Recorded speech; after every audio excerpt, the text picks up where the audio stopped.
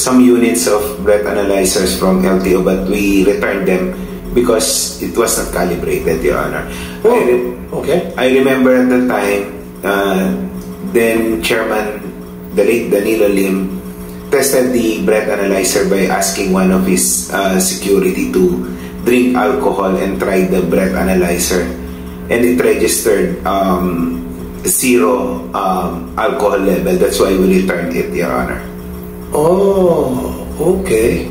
So, ibig sabihin, yung breathalyzer na 68,000 pesos, ang halaga noon, wala pa sa piso dahil palpak. Sabihin, bobo lahat ng mga tao ninyo dyan sa MMD. Hindi ko po nga alam, Your Honor, kasi... Huwag na lang kayo mag-traffic sa MMD kung kayo, sabi ng LTO, mga bobo kayo, baksa kayo. O, LTO, yung breathalyzer, alcohol breathalyzer, 50 million pesos allocated sa inyo. 51 million pesos. Ano nangyari? Ano nangyari sa mga fertilizer? At magkano per unit? Sir?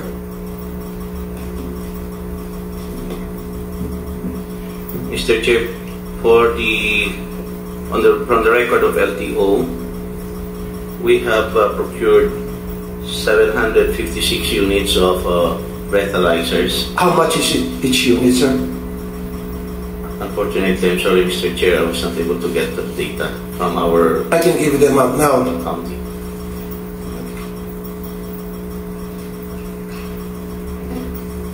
$68,000 per unit. Sir. 68,000. Napakamahal yata kasi sir, nag-check kami dyan sa US. Mataas ang standard nila. 5,000 pesos lamang.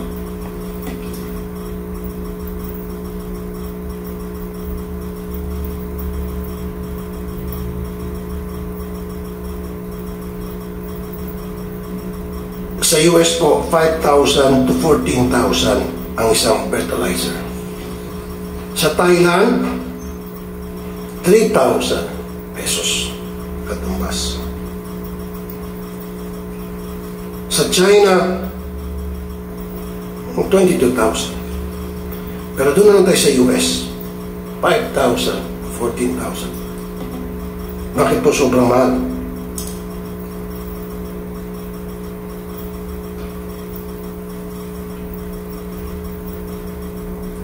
Masyadong mahal po, sir. Mr. Chair, please allow us to seek the information from our procurement because we are just the end user, Mr. Chair. Okay.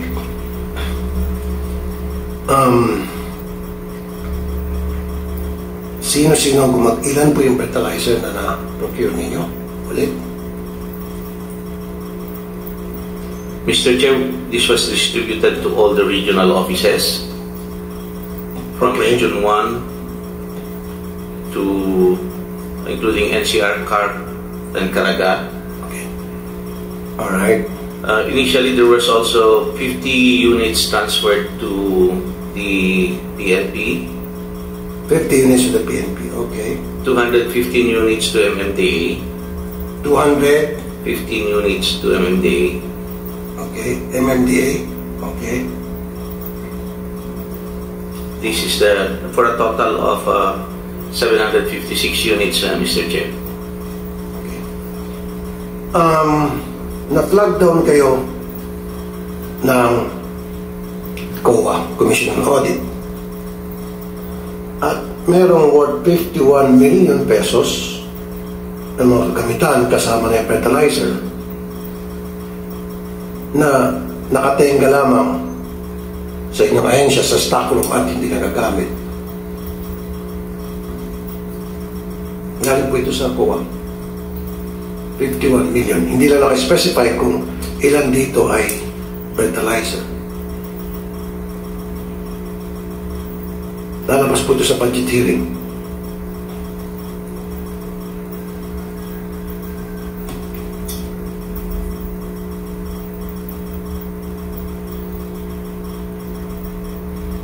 Attorney Artes? Yes, Your Honor. Since MMDA was mentioned, yes, we received some units of breath analyzers from LTO, but we returned them because it was not calibrated, Your Honor. Okay. I remember at the time, then Chairman, the late Danilo Lim, tested the breath analyzer by asking one of his security to drink alcohol and try the breath analyzer. And it registered zero alcohol level. That's why we returned it, Your Honor. Oh, okay. So, ibig sabihin, yung breathalyzer na 68,000 pesos, ang halaga noon, wala pa sa piso dahil palpak. You returned it. That's what I recall, Your Honor. We returned all of it, Your Honor. All the 215 units din? Yes, all of the units. I don't recall, Your Honor, the exact number, but after the test conducted, then at the time it was, I think even before pandemic, we returned all the units, Your Honor. Every single one of them? Yes, Your Honor. Okay. Tumatas na kami ang PNP. PNP, nabigyan kayo ng 50 breathalyzer na worth 68,000 bawat unit. Anong nangyari noon? Yes, sir. Total 3 years ago, sir, we also received units. But we returned, sir, because Ito na naman. not calibrated. Lahat return to sender. Yes, sir. Jeez. Dahil hindi calibrated and it didn't work. Okay. LTO, sir. So, kung hindi nag-work yung mga ipinasa nyo sa kanila, nakapareho lang naman doon sa, sabi nyo, ipinasa nyo sa iba't ibang mga district ninyo, regional office nyo. So, hindi nag-work. Anong ginawa nyo?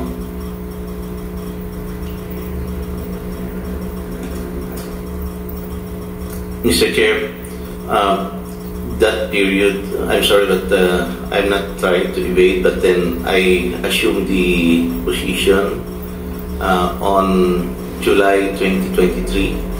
So I'm not, I think this, the distribution and the situation were not, when I was not in the law enforcement service, Mr. Chair. Okay. Please allow us, me again, to go and to look into this. And who was the person in charge of procurement at that time?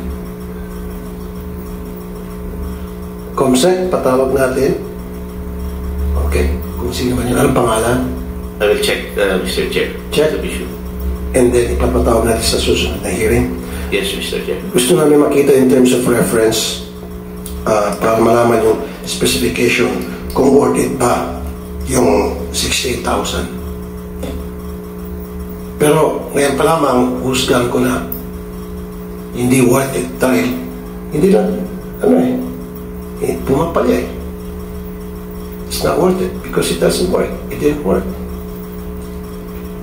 68,000 sa isang palpak, bulok, sira na fertilizer. Sinayang natin yung pera ng taong bayan. Magkano po yung total amount? Yung 756 times nyo nga, 756 times 68,000, 51 million. 51 million. Okay. So, therefore, yung pong fertilizer, not a single one, ay napakinabangan. Mr. Chair, from Kasi the kung report, hindi napakinabangan ng MMD, hindi napakinabangan ng PNP, maging yung dinistribute sa mata ko, hindi napakinabangan yun, natenga lang yun. from the report of our regional officers, Mr. Chair, we have apprehensions under 10586. How can you apprehend someone sa under 10586 And the only way to determine that is, one way is to determine is by the breathalyzer, Yes, Mr. Chair. to confirm.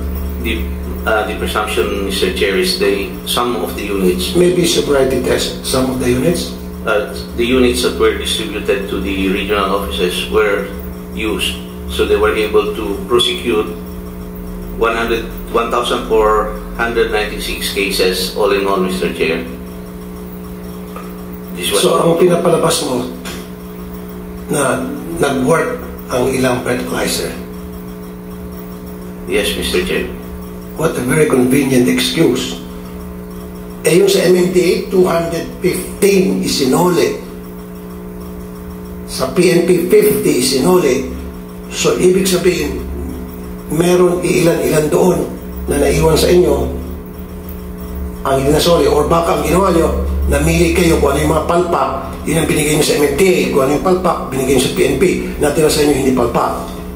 So, nung dumating yung breathalyzer, merong tumitingin sa inyo kung ano yung nag-work at anong hindi. Alam niyo na merong hindi nag-work. So, hindi nag-work, ipinasa niyo sa ibang agency. But I don't believe you anyway. Well, meron kayo na-apprehend, thank you, pero hindi nagamit ang breathalyzer. Yun eh. So, ano nangyari doon sa mga breathalyzer na mga sinuli? I just got a confirmation, Mr. Chair. It was really returned to LTO. And Okay.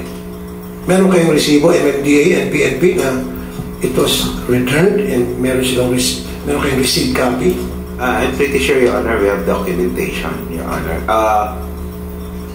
I don't recall kung nireceive ba namin siya officially tapos binalik or hindi na namin tinanggap dahil sinuli na, Your Honor. I'll check with our admin service, Your Honor.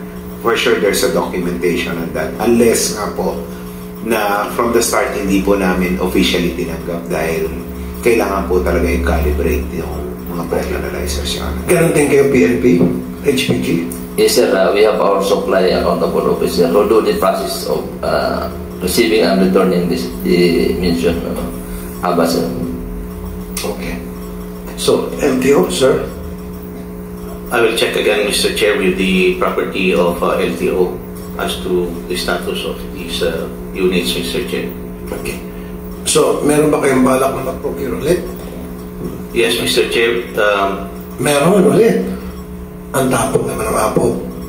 Sorry ha. Pagpak na ngayong at the same yung pagkukunan nyo. Saan pa pala galing itong breathalyzer? Yung mga pumalpak na pinagsusuli ng MND sa kanang PNP. I'm just aware of Saan made ito? Made in which the country? procurement date is 2017, Mr. Chair. Opo. Saan po? Made in what country is it? I don't know the status now, Mr. Chair. Made in Iraq? Ay, hindi. Proceed pa pala ito. Mr. Chair. Yusek, Yeah, if I may po, I'll be informing ASEC Bigor written to give a report accounting all the backgrounds needed with that 50 million na supposedly na procure. And then regarding dun sa na-mention ngayon that there's a plan, I will also ask for a report para makita po natin the status for us to do what's necessary regarding his findings, Your Honor.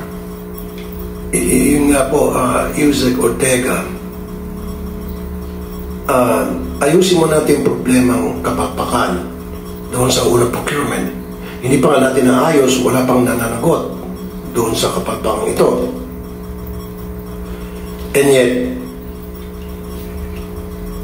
tayo ay mag-procure or bibili ulit ng mga bago unit. Ilan po ang balak yung bilhin? Sana, sir. At what amount? I'm just curious. The market study is ongoing, Mr. Chair, for inclusion. Pero, give or take, magkano sana ang balak nyo? I have no idea, Mr. Chair. DOTR? Ano yung comment mo dito? So, pinag-aaralan pa rin nila yung pagbili ulit Definitely, Your Honor, ang definitely mangyayari ngayon is put on hold lahat ng movements for us, like mentioned earlier, to ask what happened before, because this would be a factor for the agency to act on this supposedly na merong proseso silang ginagawa regarding the Brett Analyzer, Your Honor. Di ba dapat kayo sa PNP and MMDA, Special PNP, kayo dapat ang lead agency sa pag-procure ng breathalyzer, kasama na yung body cam, kasi dapat kapag nanghuli kayo ng lasing, may body cam para ma-ensure na yung hinuli, yung ginagawa yung panghuli ay sumusunod kayo sa protocol. Di ba, HPG? PNP dapat? Bakit LTO? Actually, sir, the Highway Patrol Group, sir, has not procured breath analyzer due to the absence of appropriate budget specifically allocated for this purpose. MMDA? Wala rin po kaming procurement, Your Honor. Dahil po siguro din wala po kaming deputized na enforcer, traffic enforcer to implement po ito pong Anti-Drunk and Driving Act, Your Honor. So, sa Anti-Drunk and Drug Driving Law, hindi kayo deputized? Hindi kayo kasama doon? I don't think so. Kasama po kami sa nakalagay sa batas, pero kailangan po namin mag-seek ng deputization, Your Honor, sa LTO po. Okay. Why did you not do it? Sir, actually, nakadalawang batch na po kami ng enforcers, if I recall it right, na pinag-train at pinag-exam. Unfortunately, hindi ko po alam kung kakulangan ba ng competence ng aming enforcers o sinasadya nila dahil sinasadya po gabi ito maa-assign. Nag-fail po yung dalawang batches na ipinadala namin sa written exam, Your Honor, for deputization. Wala pong pumasa. Ilan pong pinadala niyo na nag-fail lahat? I think dalawang batches po yata yun ng tigto 25. Lahat puro nag-fail? Yes, Your Honor. Parang sinasadya ata sa palagay niyo, sir. Yeah, parang gano'n din po, pero I don't... Parang ayaw kayong i-deputize. Parang gano'n nila. Hindi ko rin po alam, pero... Parang lahat, yung dalawang batch, ilang katao yun? Parang dalawang 25 po yung aming pinadala. 50? Yes, Your Honor. Kahit isa sa kanila, Wala. walang pumasa. Lahat bumagsak. Opo, wala pong pumasa, Your Honor. So, wala po kaming... So, ibig sabihin, bobo lahat ng mga tao ninyo dyan sa MMD? Hindi ko po nga alam, Your Honor, kasi... Huwag na lang kayo mag-traffic sa MMD kung kayo, sabi ng LT, mga bobo kayo, paksa kayo. O, bakit pa nagta-traffic? Ininsulto kayo ng LTO. Hindi naman po siguro gano'n, Your Honor. No, I'm just trying to cheer up everybody here. Kasi parang inantok na. LTO, I want the MMDA traffic enforcers deputized. I'm dead serious.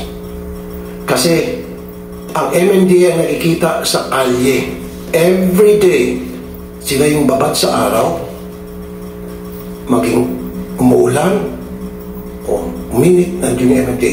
Pero never pa ako nakakita ng traffic enforcer from the LTO na kung tawagin ninyo, anong tawag doon? Anong tawag sa traffic enforcer ninyo? Transportation Regulation Officer. Hindi, meron tawag doon yung mga naka-boots. Flying squad. We don't use that anymore, Your Honor. Okay. Wala na kayong flying squad. So, ano tawag ngayon sa bago? TROs, Your Honor. TRO. Transportation Regulation Officers, Your Honor. Wala akong nakikita mga TRO sa kalye. Ano bang suot nilang uniforme? It is powder blue with Boris Dixon hat. Wala akong nakikita. Sa kapa na ENSA, wala akong nakikita. Sa amang kalye, wala akong nakikita. Saan ba naka-standby ba ito? Para ma-picturean ko. Wala talaga. At the moment, Your Honor, we only have 28 personnel. 28 lang. Yes, Your Honor. Para sa buong Metro Manila, 28 lang. Then kung 28 lang, sana nag-deputize kayo para ma-augment yung pag-enforce nyo ng traffic against drunk driving. Dinapitize yung MMDA, nagbo-volunteer na MMDA, 50. O bakit? Your Honor, LTO is very much willing to train, deputize other enforcement, as mentioned by the... Bakit babagsak nyo lang? O MMDA? Magpa-deputize ulit kayo ng another... Subukan nyo 100. Yes, kasi mali mo baka... Will do po.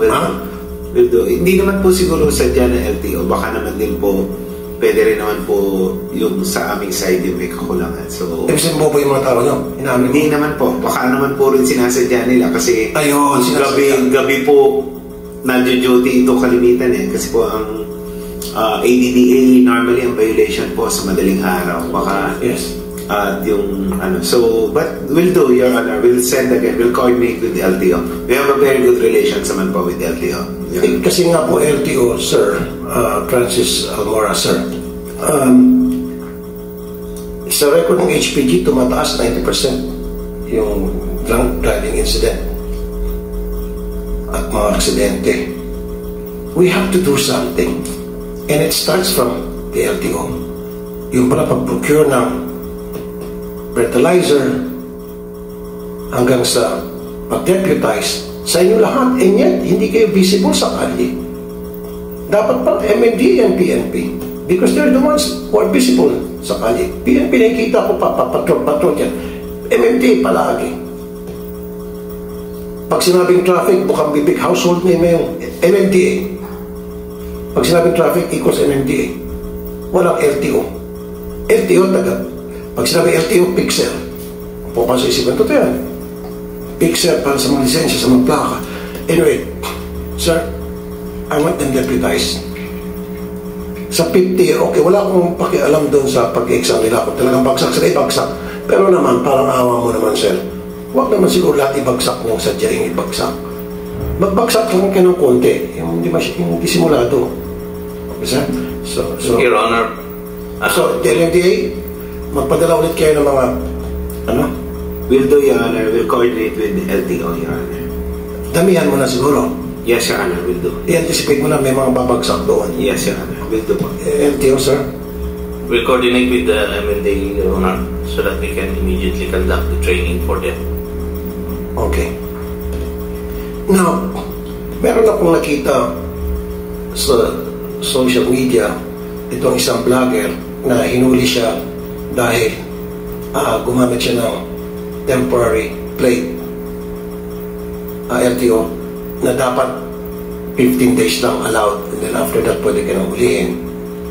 And then nung pumunta sa LTO, siya mismo nakita na yung mga plaka ng mga taga-LTO at temporary din at paso na.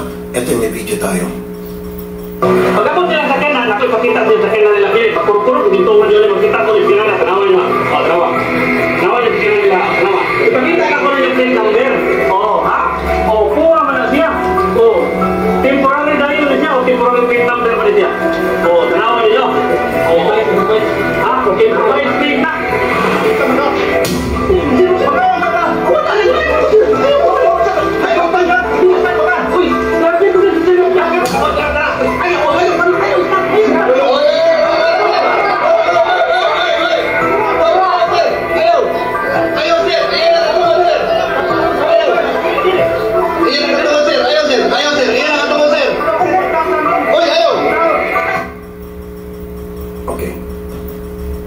So, sir,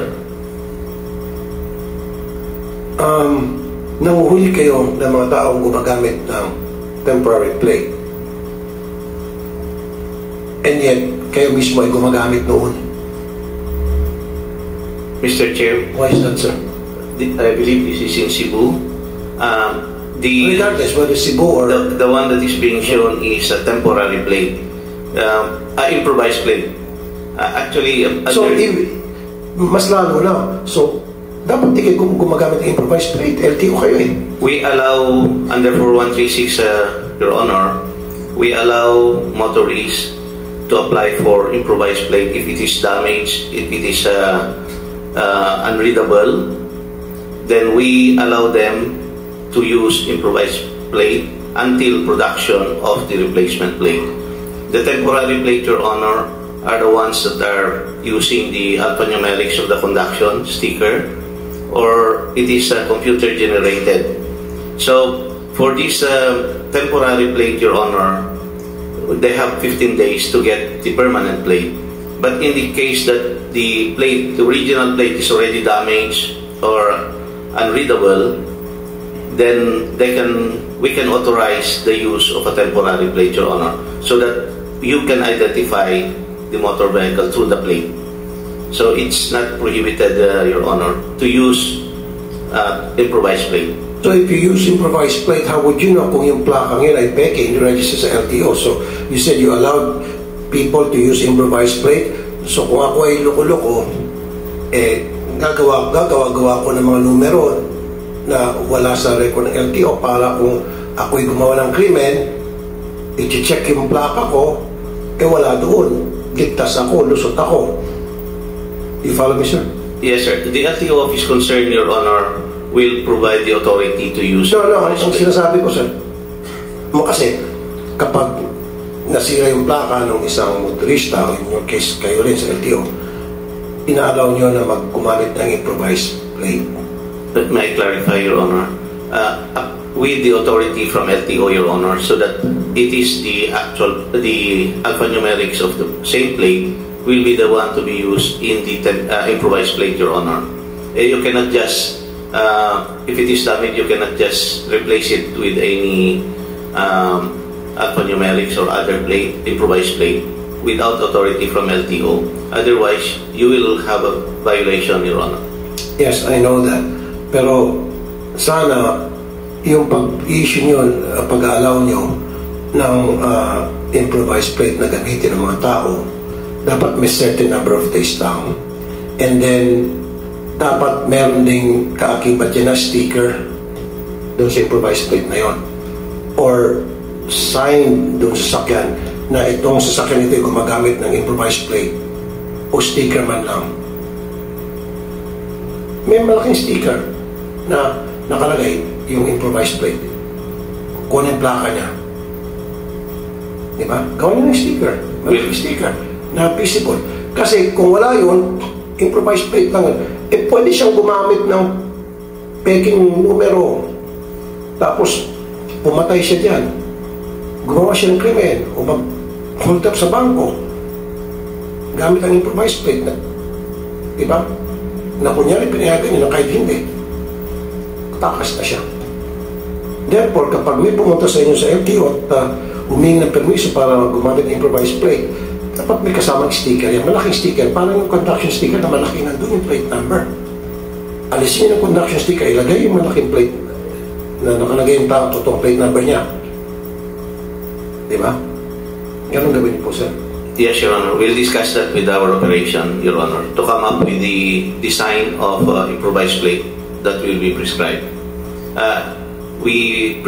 Actually, Your Honor, we also prescribe the color and the size for temporary plate. So we can also prescribe for improvised plate as you have recommended, Your Honor.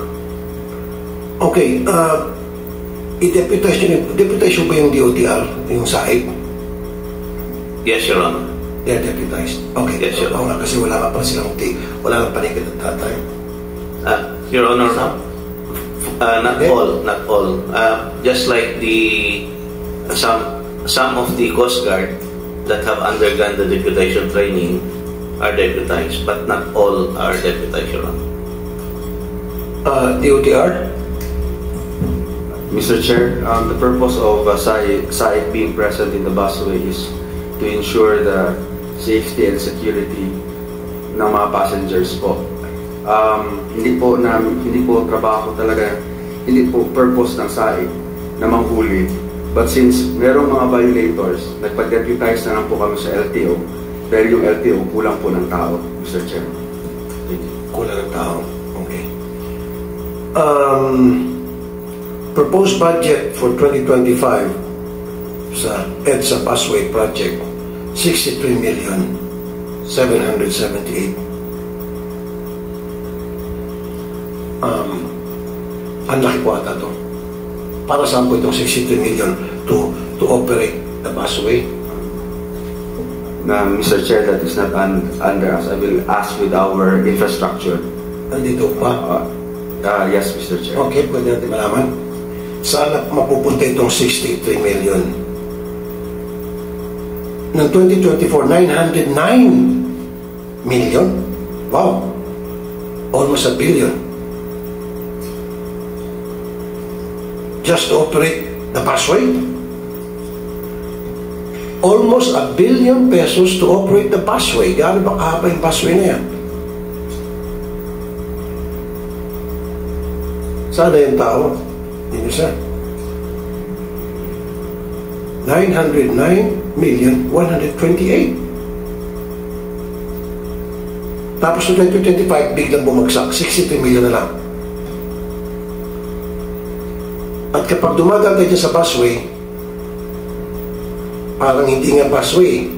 Yung mga nakalagay doon na barrier, parang improvised lang. Wala pang mga early warning device. Walang mga reflectors na para malaman ng mga tao na busway yan or papasok tayo sa busway yan kasi may mga ilaw, may mga reflector. Kaya nagkakaroon ng mga marami aksidente tulad ng lasing na si De Berlin. Hindi niya alam na busway na pala yun kasi walang sign at walang reflector. At tama lang na mahuli siya dahil sa kapalpakan ng DOTR, nahuli siya, tama lang din yun.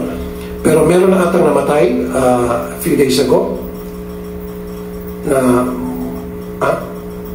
noong Monday, ilan na nidisgrasya dyan na nag-U-turn, nakala hindi busway, yung pala busway, nasa salpok. Pero I'm interested, bakit po ang laki ng budget? 909 billion sir, to operate the busway. Para saan po ito? Para doon po sa barrier, yung mga plastic barriers. Mr. Chairman, if you can give us 5 minutes na po. Okay. Mr. Chairman.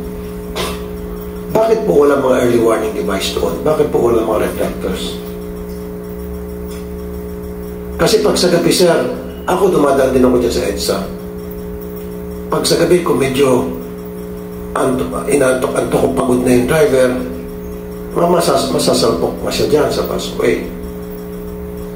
Maliban na lang kung memorize niya yung daan, pero kung ikaw ay taga-probinsya, bagong salta sa Maynila, hindi niya alam, masasalpok niya. Dapat may mga early warning device o may mga signages na you're entering busway sa umpisa pa lamang, di ba? Meron dapat yung LED na signage, busway, umilaw-ilaw, recognize, may mga reflector. Doon dapat napunta yung 900 million. Yan, meron yung, ayan, kita mo. Wala. Alas, takbo. Yung baril, yung plastic, yung semento. Sir. Your Honor, if I may, tamang-tama po, no?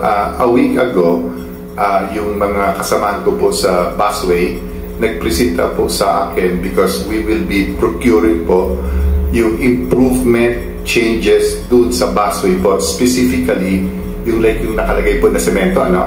So we will be pipinturan po lahat yon, something of more yung mas bright po para maging safe. And siguro po they were asking me kung ano pa yung pwedeng ma-improve. Siguro po based dito sa ating hearing, if I could get some more information which we could incorporate doon sa magiging procurement po namin in the improvement of the busway po sa whole stretch po ng EDSA. Yes, sir. Dito sa nakakalarma ito na kabulabog, itong almost a billion to operate the busway noong 2024, itong 2024. 28 kilometers, 23 stops. And all we see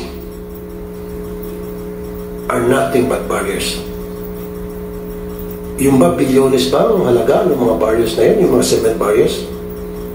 Is it worth almost a billion? Kasi 909, sabihin natin 1 billion na kasi 28 909.128 million. Worth it ba yung mga barrier? Yung ba yung, doon ba napunta yung bilyones, almost a billion, sa mga barrier na semento na pininturahan lang? Your Honor, if I may, I will be looking at gagawa pa ako ng report in this committee kung ano yung inclusion dun sa amount that you just gave me. Clearly naman po, it's not only the barrier, there are other expenses, but based on that... Hindi sir, kasi yung budget is for ano lang, bus to operate the busway lang. Yung 909 million. So ano to, overtime pay? Ano to? Halo-halo na po rin po yan kasi we do believe meron din kaming hinar na agency security to secure kasi may mga certain equipment na po ang busway doon, like yung meron kami manilagay na digital clock, elevator, so those are things that has to be secured. But I'll give you a full report on what are the expenses based on the budget that you mentioned. Ba't kailangan pa mag-hire ng security? Eh, nandiyan naman yung Coast Guard.